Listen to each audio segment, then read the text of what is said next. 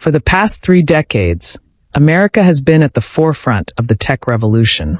The Trump administration has acquired a 10% stake in Intel, a major tech company, with President Trump calling it a fantastic deal for both America and Intel. However, some staunch conservatives are labeling this move as socialism. Republican Senator Rand Paul from Kentucky took to social media, arguing that government ownership of a stake in Intel is a step towards socialism and a terrible idea. Conservative radio host Eric Erickson echoed this sentiment, stating, "This is socialism with a Republican label." The editorial board of the Conservative National Review published a headline declaring, "The government shouldn't get into the chip business." That might be putting it mildly. California's Democratic Governor Gavin Newsom weighed in, saying he was initially skeptical, but found the situation almost laughable after seeing countless memes and Fox News clips where commentators seemed to lose their minds over the deal. It's an intriguing development. Let's bring in New York Times reporter Lauren Hirsch, who covers Wall Street. Her latest article describes President Trump as corporate America's newest activist investor. This isn't just about Intel.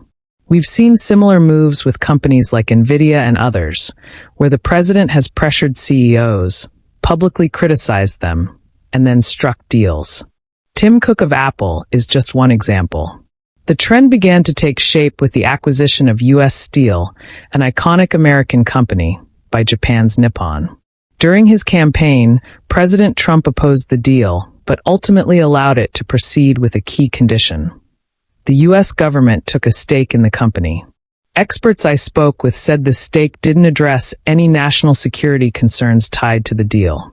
Since then, Trump has shown an increasing willingness to influence how corporate America operates, with Intel being the most prominent example so far.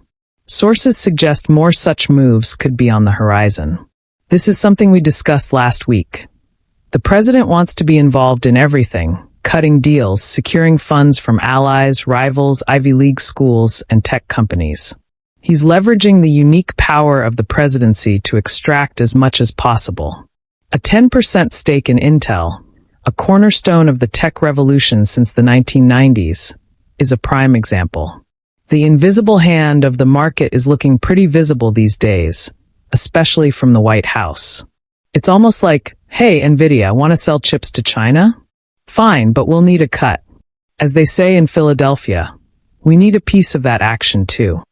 This approach shows that Trump isn't tied to any traditional conservative ideology. There's no Trumpism beyond his own success. He's not driven by philosophy.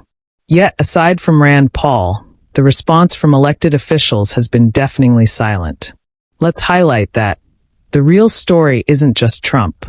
It's about congressional Republicans who've abandoned the principles they once claimed to champion.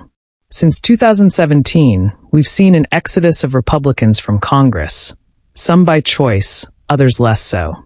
Take Chip Roy, a rising House member and Ted Cruz ally from Texas, who recently said he'd rather give up his congressional seniority to become Texas's Attorney General. Why? Because their voters prioritize loyalty to Trump over policy details or conservative principles. Chip Roy is a perfect example. Last year, he called out Congress for failing to cut spending, saying Republicans should be ashamed. Yet most of them, including Roy, rolled over. They supported the largest spending bill in U.S. history, adding trillions to the national debt and deficit.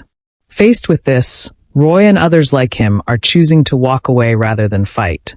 So, Lauren, what about Intel's board or the boards of other companies involved?